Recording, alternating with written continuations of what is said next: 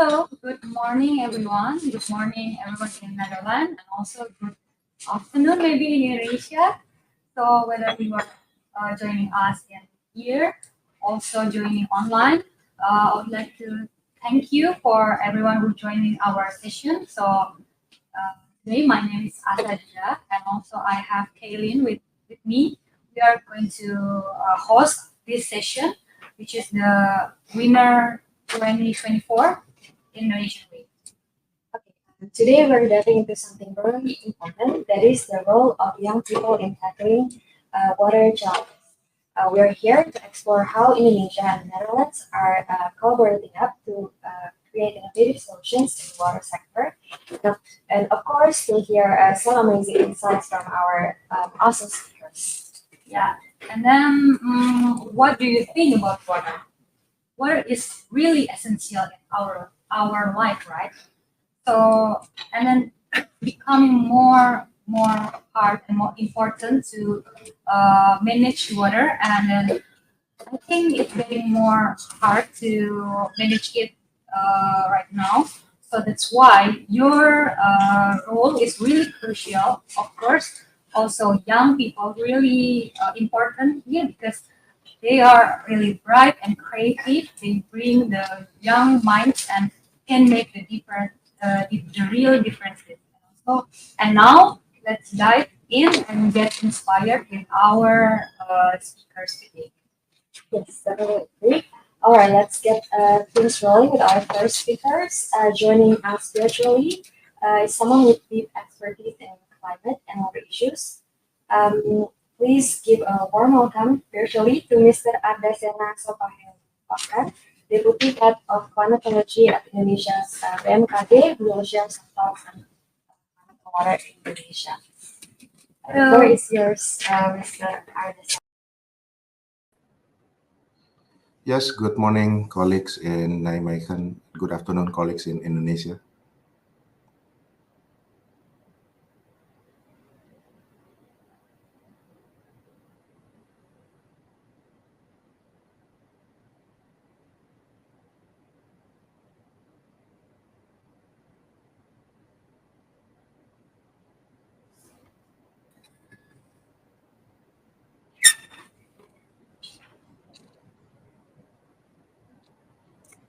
Mr. Ardasena, can you hear us? I could not hear you. Can you speak louder, please? Oh, do you have your presentation with you? Maybe you can share some screen. Your voice is breaking up. Can you speak louder, please?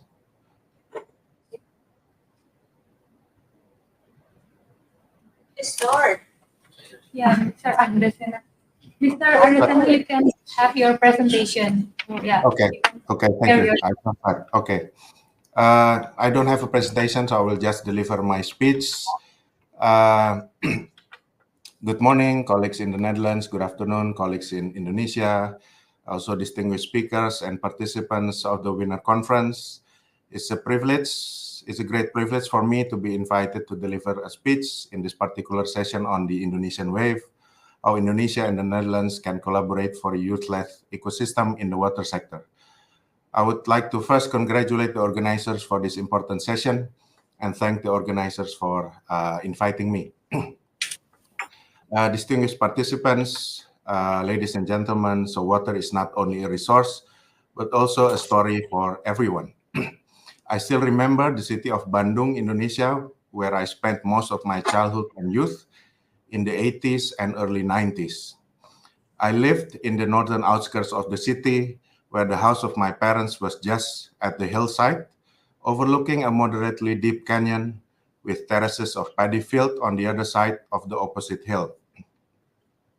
And between the hill and the adjacent paddy field flows the river with the name of Cikapundung. Maybe some of you know the river.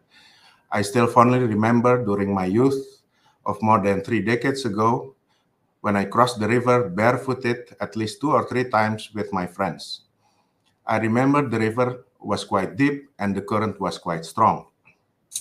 A few years ago, when I visited the city of Bandung again, I saw that the water level of the Cikapundung River was low and the flow was weak. Some of the paddy fields, which were adjacent to the river, were already replaced with real estate housing. I could not show my childhood experiences to my children when we as a family were going back to Bandung together. The water level of the Cikapundung River was low and the paddy fields were already gone. So the issue of water is a transgenerational issue. Through history books, we have learned that water was an issue of the past. Today, we also know that water is also an issue for our generation. And hence, I'm quite sure that it will be also an issue for the future generations to come. With climate change now happening, more pressure is added to secure water availability for humanity to sustain and to thrive. The year 2023, in terms of climate, was the warmest year on record when it reached 1.45 degrees above the pre-industrial level 1 year ago.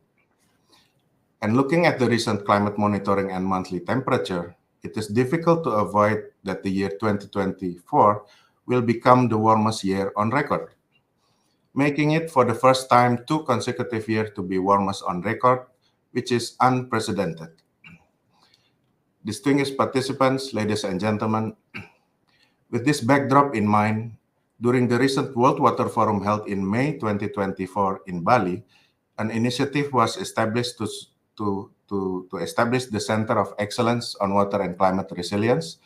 It was launched, and it was initially supported by the Agency for Meteorology, Climatology, and Geophysics, where I work, and the Ministry of Public Works and Housing, or PUPR. So the vision of the Center of Excellence in Water and Climate Resilience is to foster shared prosperity through water and climate resilience. This vision acknowledges that the impacts of climate change and water-related challenges are not just environmental or physical, but are deeply intertwined with the socio-economic elements of societies globally. The Center of Excellence envisions a future where communities are not only resilient to climate and water-related disaster, but also thrive in an environment characterized by equitable access to resources, sustainable practices, and just allocation of environmental benefits and burdens. The Center of Excellence on Water and Climate Resilience is aimed to focus on creating a hub, so a network of existing initiatives and activities. It also aims to foster a synergistic network that enhances collaboration among centers, among networks, among data centers, and among existing coordination mechanisms. Moreover, the Center of Excellence on Climate and Water Resilience, in pursuing its vision for shared prosperity through water and climate resilience, anticipates a range of outcomes, we hope. These expected outcomes are, among others, to aim and bring tangible improvement in water resilience, climate mitigation, and adaptation strategies through several initiatives and activities, such as, most importantly, joint capacity building and skills development, global youth program and water, and beyond joint research, data exchange, and we aim towards an informed and effective policies. So finally, distinguished participants, distinguished speakers, ladies and gentlemen, as it stands now, the Center of Excellence is still in its infancy. Much work is still necessary to realize the program and activities planned for the Center of Excellence. We need collaboration from every actors in water, including you, the youth, and everybody who is active in water issues. We hope through the Center of Excellence to achieve benefits, minimize gaps among capacities among countries. We hope to empower communities. We hope to utilize research and technologies for society, with the final aim to realize a society that is resilient in climate and water. I invite you all to join and participate in this joint endeavor, and thank you for your kind attention. Thank you so much, Mr. Armendana, for such an insightful perspective.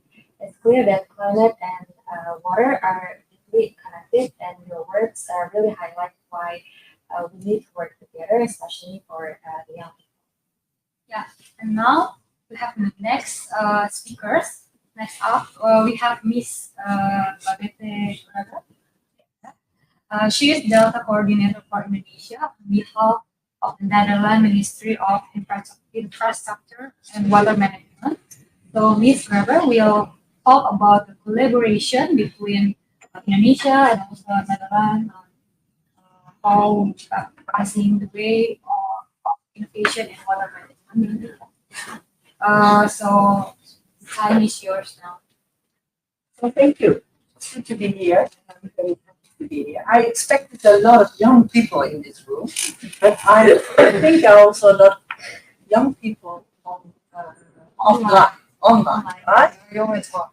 We are young at heart, so I'm very honored to be here. My name is Babette Braga from the Ministry of the Netherlands, and I'm happy to be part of this event. This related to the amazing. Yes, I think it really underlines the importance of our cooperation between the Netherlands and Indonesia, and it also shows the importance of this wave. I really think this is a great initiative to involve young people, young generation, their talents for water challenges and climate challenges. As I said before, foreign speaker, they are supposed to meet. This has never been more urgent than today. Millions of people suffer from too much, too little, or too dirty water, and on top of change. So therefore, I'm very happy that I see so many enthusiastic people here and talented young people who want to contribute to this and to help to find solutions for the water crisis. As you said, young people bring fresh perspective, innovative ideas, energy, and are the future of the future. So we should really incorporate this in our conversation. Indonesia and the Netherlands have a long-term cooperation. I see one of my former colleagues there, many. So we work on many subjects in many areas. For example, Java works for a very long time. Protection of coast, Sahara, outcome. Said in the former session, knowledge sharing is one of the main pillars of this cooperation. And we have long-term partnerships in that. We have many Indonesian students who study in the Netherlands. We have a lot of partnerships working on this knowledge sharing. And we can learn a lot from each other. We are both Delta countries, we are in a different part of the world, both face similar challenges, as said in the former session as well. Both have to do with society, both deal with climate change, both deal with extreme weather. So we can learn a lot from each other. That's right. So it's not only knowledge exchange and one of the main pillars in our capacity building, is one of the main pillars in our cooperation. It's also, since last year, we want to emphasize more the, speak louder. Oh, I'm sorry. It's also youth involvement. Our last joint steering committee meeting, both Indonesia and the Netherlands decided to involve youth more in our programs. And the result was that during the World Water Forum, the Indonesian Wave was launched. So thank you for all the fantastic work. Thank you for all the action on water and climate change. And I think that's what we need. That's really what we need, because we have to do it together. And we really have to work together to prepare ourselves to do rapidly changing climate.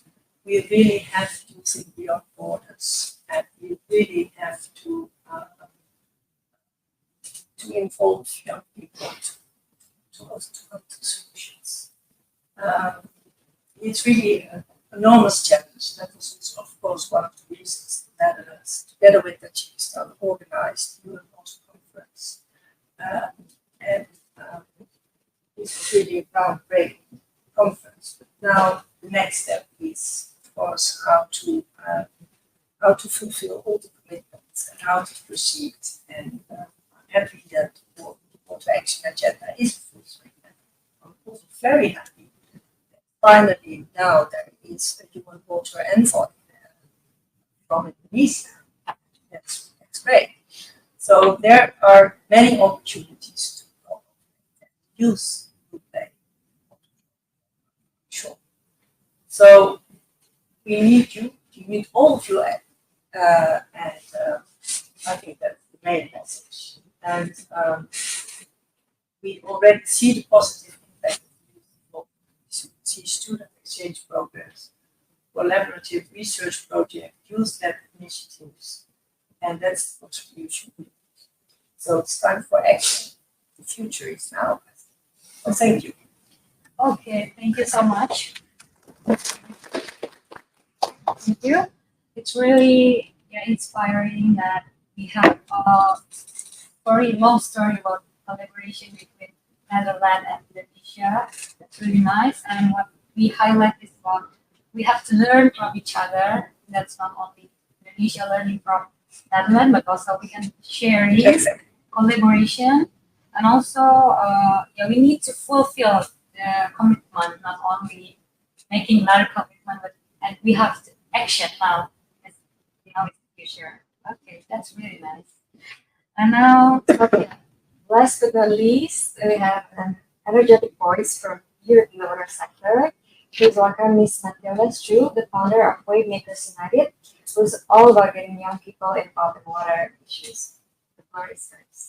Thank you, and thank you and welcome everyone in Indonesia, the Netherlands, here at the Delft University. Thank you for having me here. And I have a little overlap in my presentation with Babette, but I still will use it because I think it gives you a nice view about what Wave Makers United is. I'm Tilly Stro. I'm the founding mother of Wave Makers United. And it started in 2016 in collaboration with the Special Envoy for International Water Affairs. And what we do is we train young people, students, young professionals in the water sector. And athletes, Olympic athletes, to become an ambassador. And they give guest lectures to children in primary and secondary schools. So we build an ecosystem in a positive way from the little ones in the primary schools till the PhD students who become ambassadors, the vet schools, and the bachelor and the master students together. So there's one group who are the ambassadors, there's another group who get inspired to change behavior at their homes, see how they can use less water, and all based on local topics. And at the same time, we inspire them to choose for study or profession in which they can from achieving the climate goals and engaging way, and also never finger pointing, but always think from solution oriented perspectives. That's really important. How do we do it? We provided the SDG toolkits, so every student and ambassador of Wave Makers United can make use of this toolkit. We provided it together with the world's largest lessons of the UN. And it's about 17 SDGs, all with a focus to water. So you, as a student, you can pick your choice and see which SDG you want to use and tell something about sustainable cities or the 6th and 14th about water. It's also about poverty and all brings back to water in our SG toolkit. Last year, the UN organized the water conference, as Babette already mentioned, really special because it was only the second water conference since 1977 in Argentina, because historically the UN didn't focus on water too much because water crosses borders, and that made it a very complex theme for the UN. But fortunately, the water conference was such a big success. So there are already planned 3 other water conferences in 2026, 28, and 2030. So let's work together towards this water conference together. Next host will be Senegal and the UAE. And last year it was the Netherlands and the East. We got the assignment of the Dutch government to organize a huge activity for the youth and involve all the youth from all over the world to get action. And so we as Whitemakers United, we went to Stockholm, to the Stockholm Water Week, and we organized workshops for as many youth from all over the world as possible, and UNICEF, to make sure that we wouldn't leave anyone behind. So also the girls, the women who don't have access to education, we want to involve. So we wanted to organize a really impactful and creative activity. That turned out in a UN 2023 Game Changer Challenge. And because we did it together with the youth from all over the world, we have the best ambassadors to English. So they inspired the people in their countries, in their universities to join this challenge. It was a really holistic thing, and it felt like it was yours. And I think that's the success of the Game Changer Challenge. So we had 200 universities in 62 countries who joined this or participated in this Game Changer Challenge. And we ended the finals we organized during the New York Water Week. And we closed it with the Future is Now event, #1.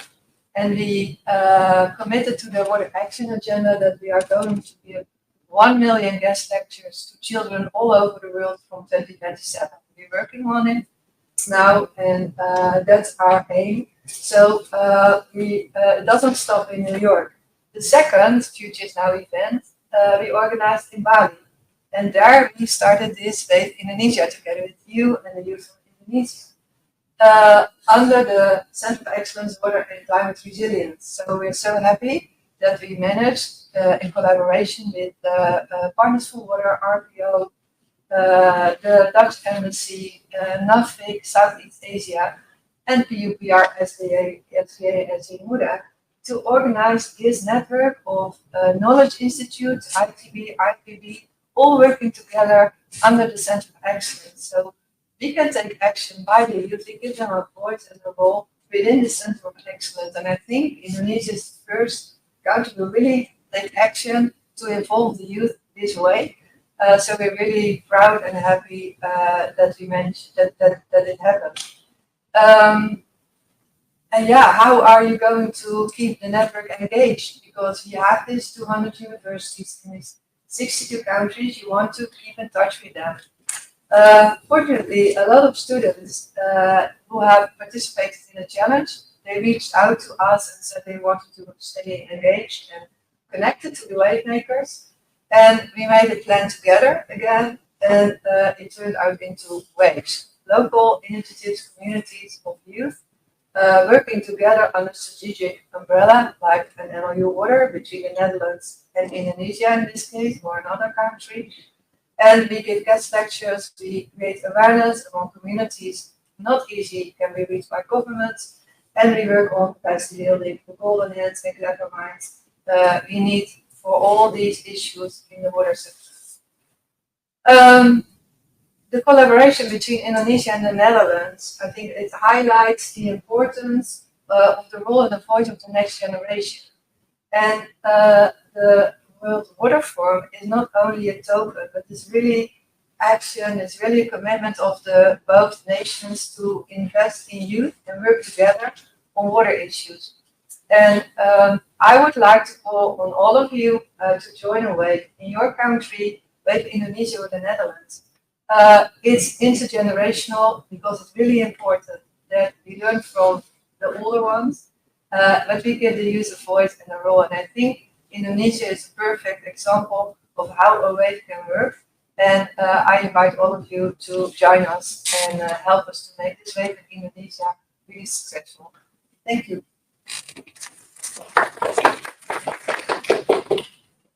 So much, Julie, for speaking to us. It is very impactful and very inspiring what Makers United have done, and I'm sure it fires us up to get involved and also make a difference.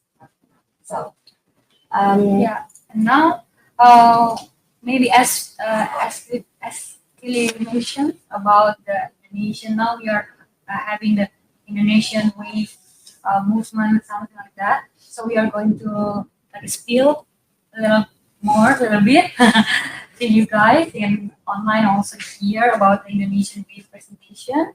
So yeah, it is incredible, driven by youth, water warriors that also engaged, started at the World Water Forum in May, and then yeah, we have a presentation, the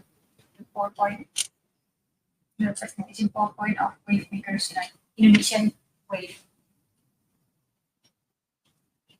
So yeah.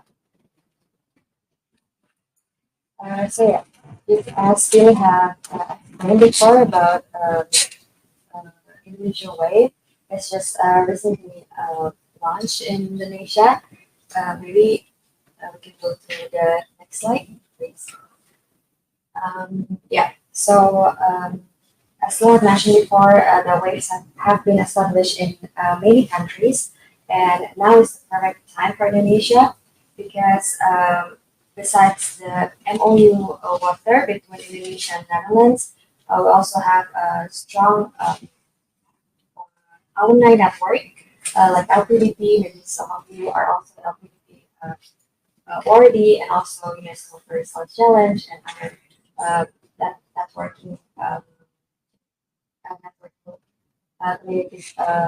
and also the new established Center of Excellence that Mr. Argan have previously explained, the COE by BMKG and PUPR, and also the 10th World Water Forum, like this. So, like this. Next slide, please. Slide. Actually, in February, Wave Makers United made a visit to Indonesia, Tilly and Mo, Indonesia in February, and we gather input from Indonesian students. We visited some institutions, and we gather these 3 things that is needed. That is access, advocacy, and awareness. Access to provide access to job and learning opportunities both locally and internationally. Also, advocacy, accelerate, increase youth involvement at executive and board levels in the water sector, and also awareness, raising awareness and water issues. These 3 things like ignite urgency to build the youth-led ecosystem that is Indonesian Wave. So next, maybe Asadia will talk more about the Indonesian Wave structure. Who is the Indonesian Wave? So this would like figure out about who is the person or who is the actors of the Indonesian Wave. So actually, Indonesian Wave will lead by the youth, but also there's like a steering committee who maintain the wave in certain way, and also there's a organizing committee who is maintaining the people who are organizing and make their wave and get bigger, and also to sustain our wave. And also we have the community, which is everybody, and also part of the community, our community, and also collaborator stakeholders. And these are the water the structure contains so many stakeholders, are water companies, water knowledge institutions, private sectors, government, NGO, foundation, and also individuals as well. So at the steering committee in Indonesia, we have collaboration with ITB University, ITB, SD Muda, the Water Agency, also the Lares Nufik, and IPEN. And then, yeah, the organizing committee, there's like water warriors and water gathering, and then also the community partnership. Next, please. Slide, please.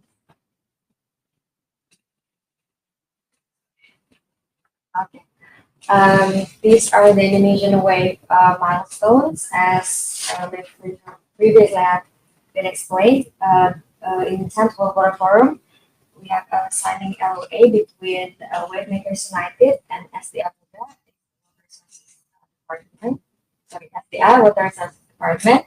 And also during that event, making way for future generations to collaborate with SDI Muda or Water Resources Department young generation to collaborate with local organization for education program in Bali.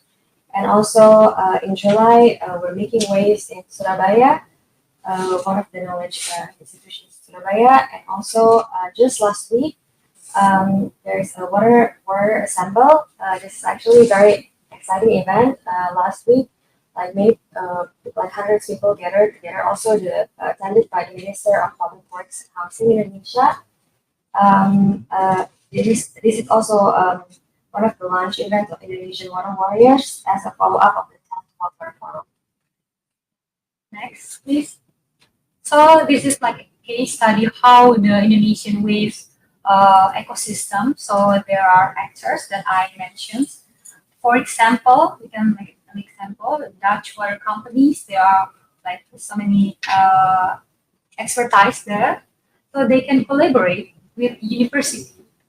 For example, in Indonesia, we have like ITB and also Polytechnic. So the universities can get the best lectures, like what we say, and also the water companies can open any opportunities for internship or any research partner, and etc. And then we make like a training, so the expertise can give the training online course, for example, and with partner. So we are trying to make so many people collaborate, make this ecosystem really goes well and can make impact for better future of water management and young people to engage more, and we can collaborate, engage. I mean, like water people can know who are their partner in their future, their ecosystem. So Next, actually, we want to hear also from you. If it's okay, we would like to make a discussion, a sharing session discussion. So if it's okay, I will divide some of you into groups, like one group of 4 to 5 people. Can we go back to the presentation, please, for the last slide?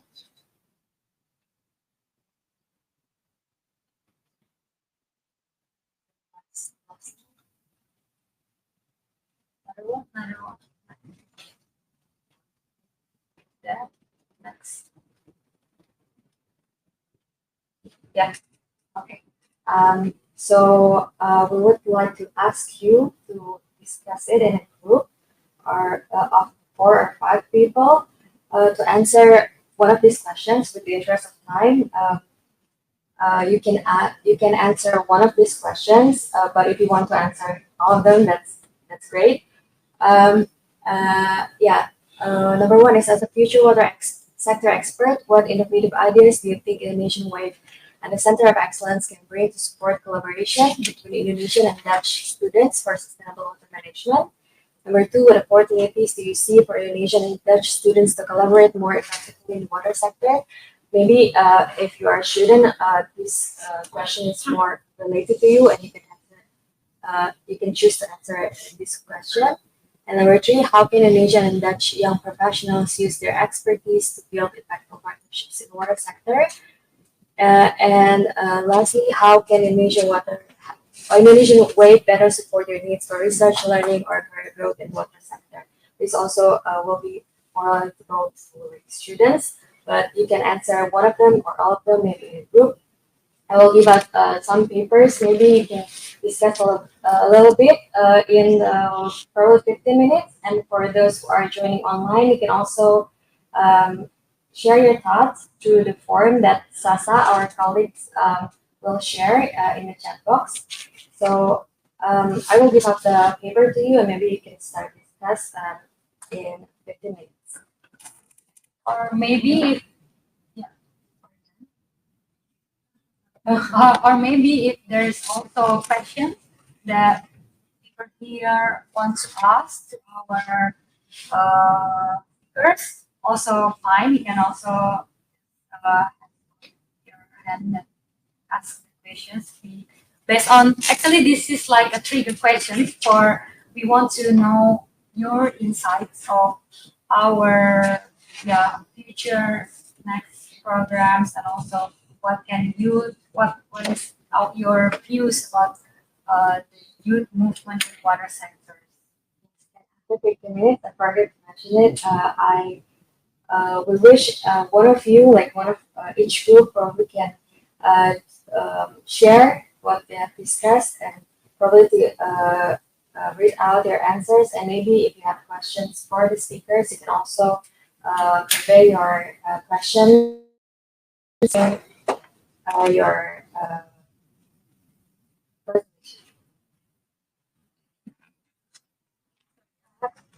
Yeah. Sure. Thank you so much for sharing so much enthusiasm what you've spoken about the youth and water sector. I think you've got excellent momentum with this group. I would like to know from you, what do you think are the key barriers for this initiative in the coming future, or even in the near future? What are the key challenges? What are the stumbling blocks that you see? Okay, this is really something we need to overcome to achieve our goals. I think, there's a challenge there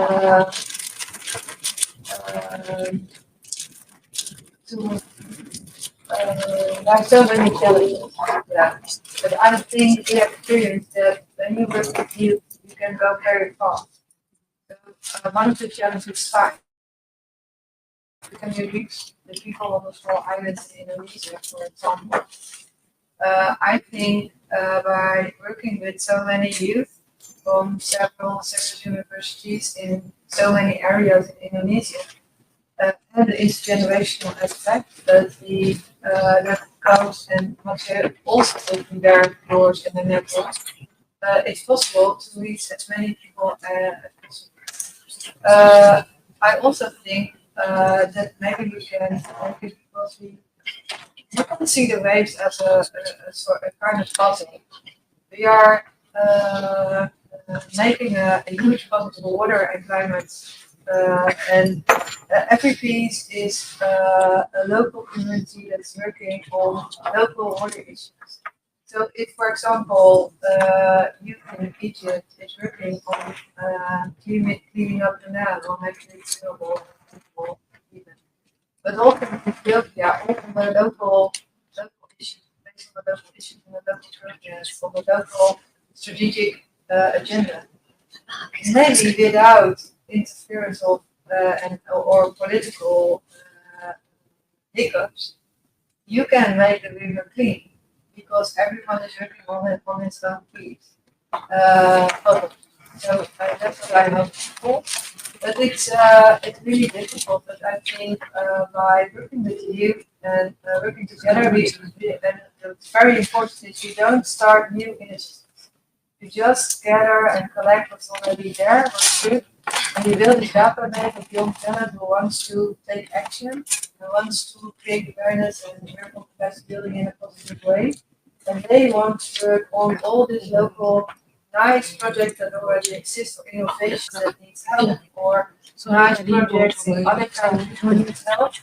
So students we can build landscapes where you can work on common issues regarding water. And I think are able to work on this model together from local to global to global, I think there will be no barriers anymore. I don't.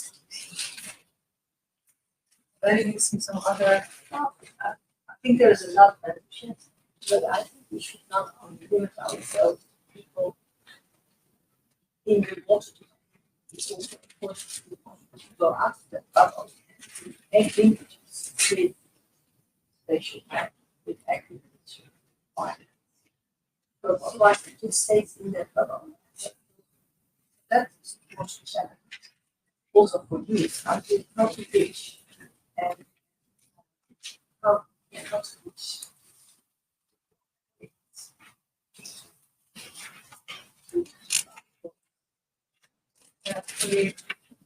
I think water is connected to so many aspects, all the energy, food, agriculture. Water is in everything. It connects all the SDGs, but also all the science. And we have to bring the green and the blue remain together. And maybe we will succeed or start. Just make a little step by connecting you to the green and the blue domain. See what's happening, and we can learn from that, or support them in their activities, and see how we can connect them from the governments and the knowledge institutes. And that's what we got to start doing. I think that's the most important thing, and connect these youngsters. And it's also, I think, will be stress to be as well. Also as the solution, not only as the problem, because the climate change is not through water. Then, if you have good water management, then solution, so it can be a solution as well. So that's, and it's also important that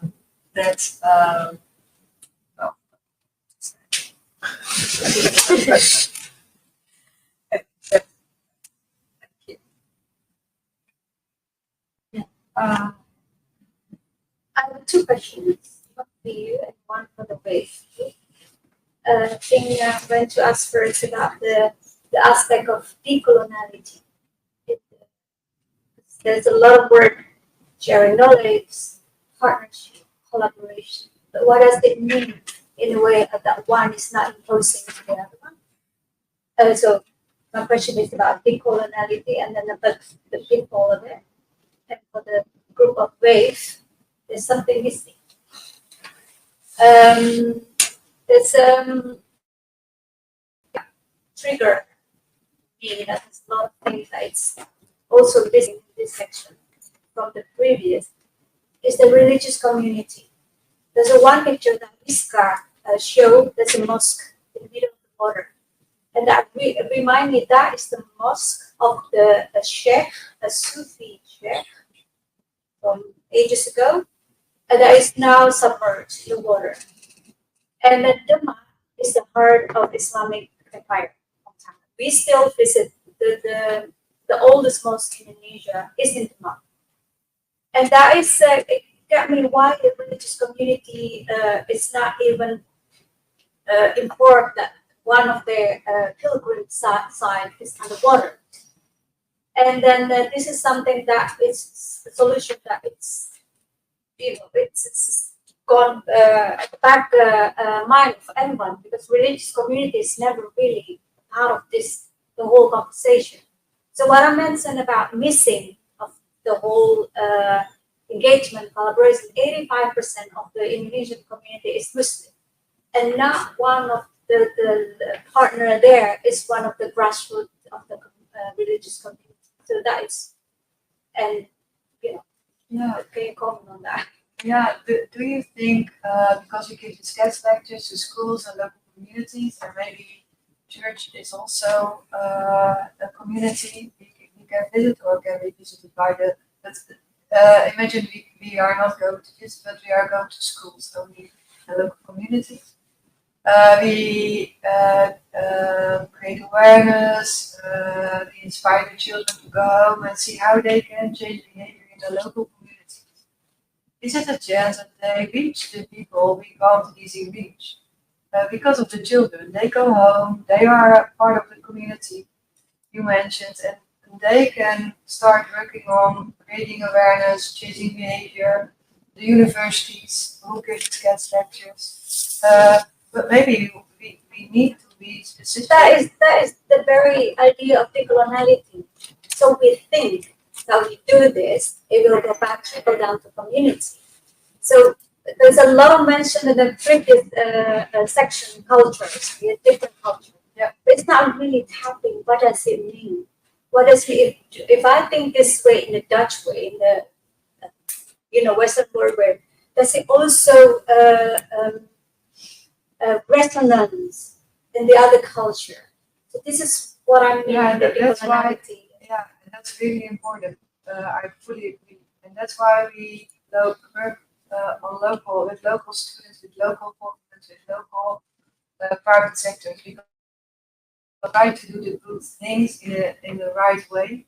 But I don't know, because I don't know what the situation in Indonesia is, how difficult it is. But I think these young people, they are aware, and they make their own programs. They only have an idea, and step by step we guide them how you can build this community in this way.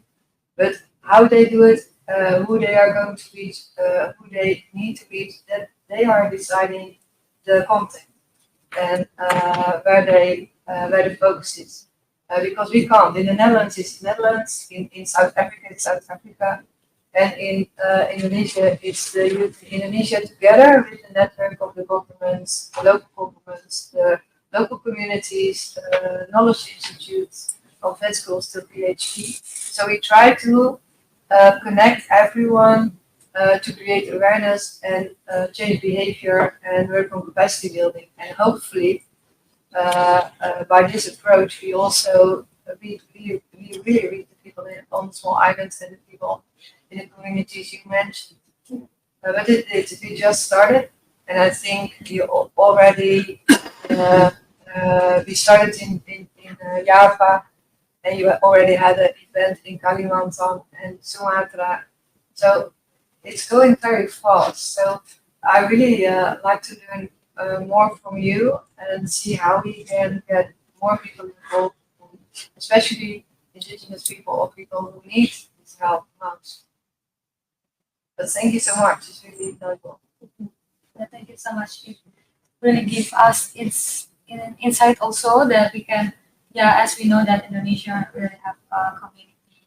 There are so many communities with different background, so we can approach in every kind of background, and we try to develop by their local approaches.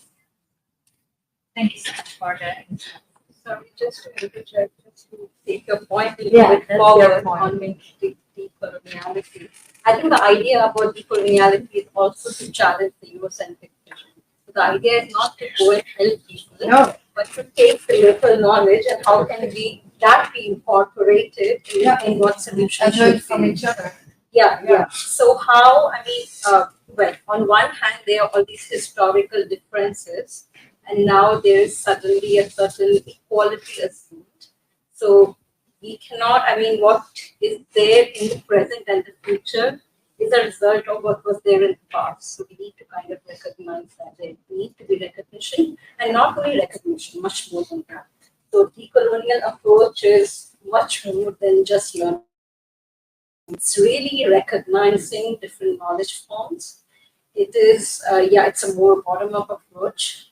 It is leveling up not only the present, but also critically reflecting on the past for the future.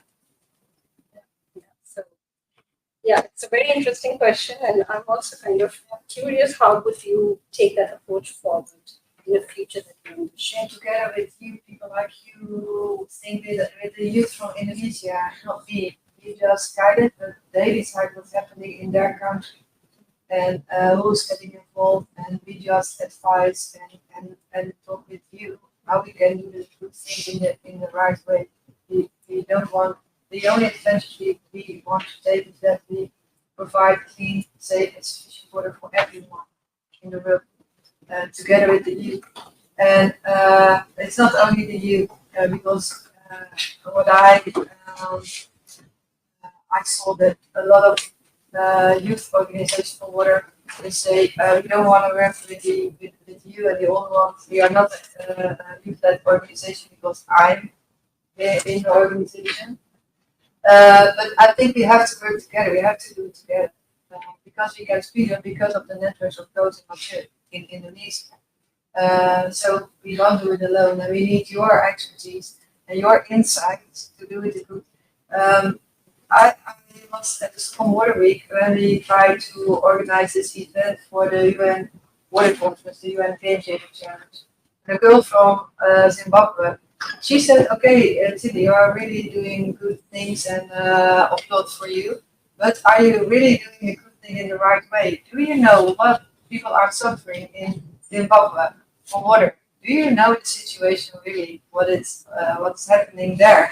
And then I realized we really have to work with indigenous people, with people from the country, connect the youth to the system, and see how we can help these future water leaders to grow and to build this network across borders, like water does, and see how they not only can take pictures at the UN Water Conference, but really make impact in their own countries. So we also need the youth who wants to take pictures and say, I want to be the next water envoy at the UN. But you really need to work with these girls and boys who are really suffering from too much to do water. Yeah. With the local universities, local communities, local schools. It's all local, but I think we are thinking with all the youth from all over the world and partners for water and governments, how we can build this system that we leave no one behind. Thank you for the interesting. That's another question. Yeah, that's another question. I saw Mr. Can. It's still possible. I'm not sure you were looking at the clock. No, just is there still time? Okay. Oh, okay, great. Yeah, I have a very practical question. Just checking how we can help us. Thank you. It's really nice initiative. I like it a lot. Especially also the branch. Can I call the branch in Indonesia? Actually I work at Deltares, so I was surprised to see Deltares because I didn't know who were involved, but I will figure out. Maybe it's Michel who was online. Oh, he is. Okay, great. We are having conversation. Okay, cool. So the next topic is on the RISE project, and I thought maybe very practical. How can we help your community? Or how can we interact? Because I think in the RISE project you will see we are trying to do similar things, bottom-up work, getting to understand local communities and try to use that knowledge in the whole chain going to solutions. And I was thinking we have maybe interesting things to share, maybe we have interesting questions to ask your youth community. Could we kind of set up, maybe, I don't know how you organize it, but maybe some online stuff or other ways that we can see what we have learned in the RISE project, show that to your, let's say, community, but on the other hand, also maybe get experiences or reactions from that. It's a very practical thing, but would something like that work? Or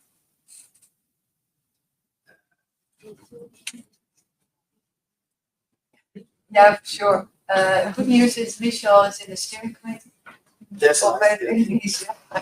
He's in everything. Yeah, that's his rule. Yeah, so yeah, you can help us a lot. I think with the knowledge to provide guest lecture, we'll see how we can add your knowledge to the Wayback Academy for Indonesia, see how local students can get involved in your project if they are not already. Sometimes students in Indonesia find it hard to work for Dutch private sector because they think you need to have finished study or graduate in the Netherlands. But maybe you can provide you with opportunity for local students to join your innovative projects or just projects in their local areas. And also give guest lectures together with us and the youth to schools. And we have a fantastic project leader, Sosa. She's really full supported by Norfolk Southeast East Asia at the moment. And Sosa, she can use the help of your young professionals if they are allowed to help her for 2, 4, or 8 hours a week to establish this way and work on projects. It should be great. So yeah, let's keep in contact and see how we can connect and. Yeah, I will, or you can give the contact information of Sosa, and for sure you get inspired. Yeah, and you that's can help. really nice. I like it a lot. Yeah. Thank you very much.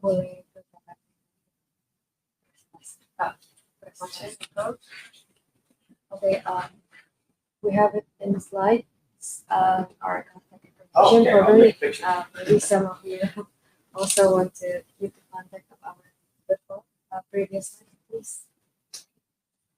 All right. This Yeah. is the project manager in Indonesian Wave. We have some other colleagues from Indonesian Wave here. Me and Asadia are now staying here for study, but we have other colleagues in Indonesia as well. And Sasa is also based in Jakarta. She is our project manager. Thank you very much. Be in contact. Yes, there's one.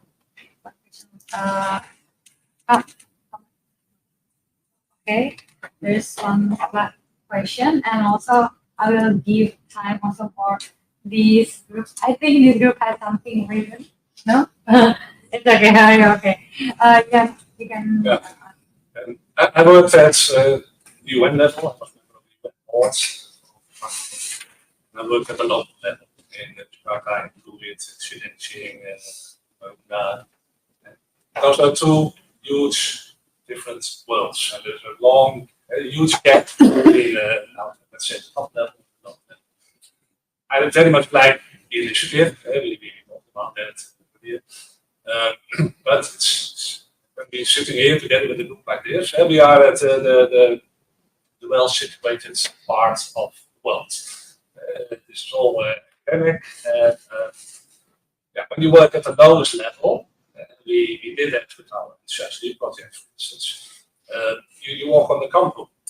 People never see a government official of their own country, and certainly never see somebody white from another country. It's very, very difficult to reach youths over there. They live in the problems, they are aware of the problems, but they don't have a clue how to come out. They cannot reach their own people. So the question is, how can you expose this sort of groups to what's happening in the world and how they can move forward? Yeah. One of the things that comes up by me, I'm working in the Netherlands, but also in Indonesia for Water Museum, Netherlands Water Museum in Arnhem, and the new Matika Water Museum on Bali. That had to be, it was opened during the World Water Forum, but in fact had a complete lack of input on this sort of things. I visited that museum there with Minister Lazuki. It was really disappointing, attractive for youth. So how can you use this sort of museum? You certainly can. And there is a network of water museum by UNESCO that 150 museum all over the world. And they can show things, they can act as a place to meet. And that's what we try to do here in Arnhem. Now, looking at Indonesia and what museum, really this museum in Tabanan, it's a beautiful building, but on use and on contents, it's empty. So that could be a clear place where you could say, okay, there we can deliver input. And it would be nice, but we could have help from others. We asked Dutch governments to fill an exposition space, 100 square meters. And they didn't manage to do it. We asked Delvares, we asked all kinds of private companies. Nobody was able to fill it up. So, yeah, let's use that sort of opportunities together. Good idea. And you already you worked with the Eritreto for the museum. And we try to add it to the program and see how water museum also can be a spot where we can give guest lectures or organize experiments with water, energy, and food. All connected to water is a good idea, and for sure we also get back to the museum in Jakarta. Oh, okay. Bali, yeah, okay, Mexico. Sorry. Yeah, but let's see what we can do, and it's on the agenda already. So thank you so much. Yeah, so we're on the right road. Yeah. Thank you so much for your input also. And maybe there's yeah. Some of you maybe want to read on your answers. Oh, I don't like it.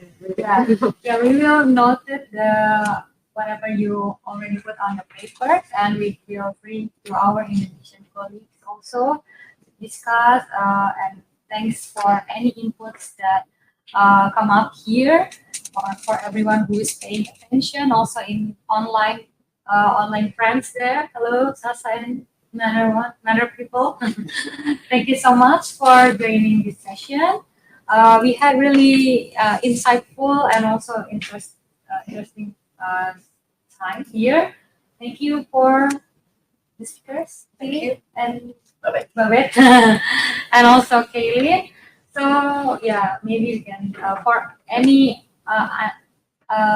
collaboration that other wants to collaborate with us, please also, we are really open. You may contact our project manager, Sasa, and I think that's for the interest of time. We'll have to close this session. Thank you so much once again, and yeah, have a good day.